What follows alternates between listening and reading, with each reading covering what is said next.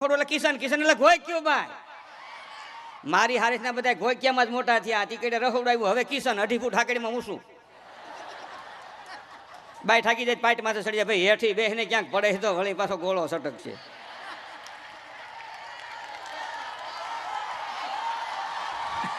એ ભાઈ માતાઓ બેઠા એટલે મારે એક વાત કરવી છે કે તમે રહોડામાં બેઠા હો અને તમારો છોકરો એમ કે તમારો મુનો આમ તો મુનો મમ્મી ને પપ્પા ટૂંકું થઈ ગયું ને 100 અક્ષરમાં આખું ઘર આવી ગયું. હવે પેલાની જેમ નથી. અમે 100 બાંડડા મારી પડખે રહેતા હતી, હાથ અમે રહેતા હતી 5, આની કરતા 4. પેલા ભગવાનની કૃપા જ હતી ભાઈ. અને નરવા એવા હે ભાઈ, હો કોઈ બીમાર થવા પણ માંદા પડવા પણ. અને અટાણે એક જ મોનું હાજર એવું જ નો રહીએ અને આખા ઘરને હને પાતું પડે. બાબાને શું થયું છે, બાબાને શું થયું છે, બાબાને શું થયું છે, એ મારી પાસે લાવો, અરે મારી પાસે લાવો, અરે મારી પાસે લાવો. હેઠું રાખીને જરાક એને રોવા દે ને. ઘડીક રોહે તો તને નહીં રોવરાવે, નકર તને રોવરાવશે. મા બાપ તરીકે બેઠેલા મારા વહાલા સ્વજનોને મારે ઈ હાસ્યની પાછળ એક ગંભીર વાત કેવી છે કે તમારો સંતાન એવો હોવો જોઈએ ટાઢ તડકો ને વરસાદનો સામનો કરીને અડીખમ જીવી શકે એવો. ઈ વાત છે. એટલે માતાઓને મારે કેવું, રહોડામાં બેઠી હોય ને છોકરો એમ કે મમ્મી ભૂખ લાગી, તમા શું કે હાલે 5 રૂપિયા જા કુરકુરિયા લે, જા લે સટાકા પટાકા, જા પપ્પુજી લે, જા લે ભૂંગળા લે. માછલું મોટું કરવું છે આ ખવડાવાય કઈ નો ખવડાય, મારી ના નથી પણ એનો ખોરાક ન કરી નખાય. તું રહોડામાં બેઠી છો, આમ રોટલી વણીને માથે ગાયનું ઘી માખણ લગાડીને ભૂંગળું વાળીને માથે ખાંડ વીને ભૂંગળું વાળીને દેન છોકરાને આ થોડું રંઢા જેવું થઈ જાય. લિયાય કુરકુરિયા, જા લિયાય સટાકા પટાકા, જા લિયાય પપ્પુજી. વાંકું વળી જાય હતેવી વરહે. એ બા અને બીજી મારી વાત એ છે કે મારા વહાલા સ્વજનો યુવાન મિત્રો બેઠા છે એટલે વિનંતી કરું ઈ કે તમે એક મહાન સેવા અદા કરી છે. પણ એક વાત કહો, તમને દુઃખ તો લાગશે થોડું, પણ થોડુંક કહું. તમે મસાલાવાળું પાન ખાજો, મસાલાવાળી ફાકી ખાજો. આ ગુડકા વિમલ મુસે લોકો કી ઊંસી પસંદ માણેક ક્ષણમાંથી થોડાક શેટા રહેજો, કારણ કે એમાં નુકસાનીનું સર્જન છે. કોઈને કાંઈ થાય નહીં, પણ થાય તો હકો બાપે આડો ન ફરે હો. એટલે થોડાક શેટા રહેજો. ઘણા એનું આટલું મોટું ખુલે છે ને તો ઊભો કટકો સડાવે, લાખ લાખ લાખ લાખ. આમ ઊભો કટકો તને કહું.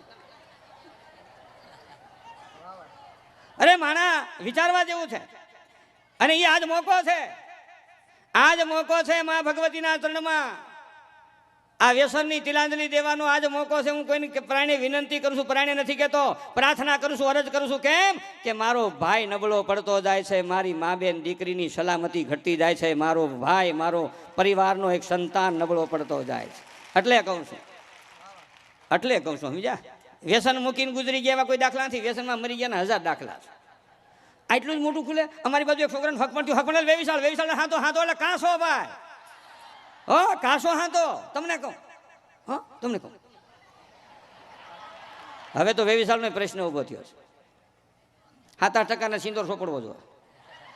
આ ન બોલવું જોઈએ, પણ એટલા માટે બોલું છું, આટલા બધા વહાલા સ્વજનો ભેગા થયા છો ને એટલે હૃદયને દર્દ ભરી અપીલ કરું છું આ બધાના ચરણમાં વિનંતી સાથે કે દીકરી અને દીકરાનો ભેદ ભૂલી જાઓ. દીકરીને દીકરો તો માં ખોડલનું સંતાન છે, હું તમે એના પાલક છીએ, માલિક તો માં ભગવતી છે. આજથી એવો વિચાર કરજો કે દીકરો ને દીકરી એક સમાન છે. એ ભાઈ દીકરો જન્મે તો આખું ગામ, આખા ગામને આમંત્રણીએ આવો આપણે હું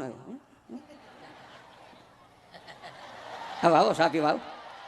અરે છોકરું લગભગ તો રબડા જેવું જન્મે, પણ કદાચ હાહલી જેવું જેલીમું હોય ને, વાંદરી જેવું માથું, ટીટોડી જેવું ટાંગા, તો આખા ઘરને હને પાછું અમને બાબુ આવ્યો, અમને બાબુ આવ્યો, અમને બાબુ આવ્યો. તો હું સયા બાબુ આવ્યો છે. મનો હક પણ ગોઠવા નગર સિંદોર સોપડવો છો.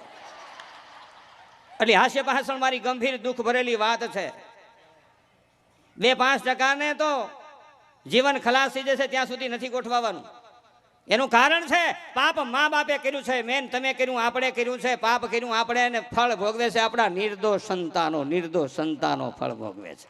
પાપ મા બાપે કર્યું. દીકરો જન્મે તો આખા ઘરને હને બાજુ ઉડી જાય. બાબુ આવ્યું. અને દીકરી જન્મે ને પેલી જન્મે શું કે અમાન્ય લક્ષ્મી આવી, અમાન્ય માંડવો આવ્યો, અમાન્ય લક્ષ્મી આવી, લક્ષ્મી. છોકરો જન્મે તો 250 પેડા કિલાનું ખોખું જબકના કાગળને ઝાલવાન નાખા. 1 મહિનો 1 પેડા વેચતા. તમે બપોરે હુતા હો તો ખકડા ખલ આપણે ત્યાં બાબુ આવ્યો. તે સારું કર્યું બાબુ આવ્યો છે. શું છે? ખલ ખલ મોઢા મીઠા કરો. એકવાર મીઠા થાય, બીજી વાર નક્કી નહીં. મારો કહેવાનો છે તો કોઈનો વિરોધ, કોઈની ઠેકડી કરવાનો નથી. તમે વિચારો મારા વહાલા સ્વજનો, આજે જે સમાજમાં 20 વર્ષ પહેલા એમ બાપ દીકરીનો કહેતો હતો કે મારે દીકરી વરાવી છે, સારું ઠેકાણું હોય તો કહેજો મારા વહાલા સ્વજનો. આજ 20 વર્ષમાં હું તમે ક્યાં ભૂગ્યા? ગમે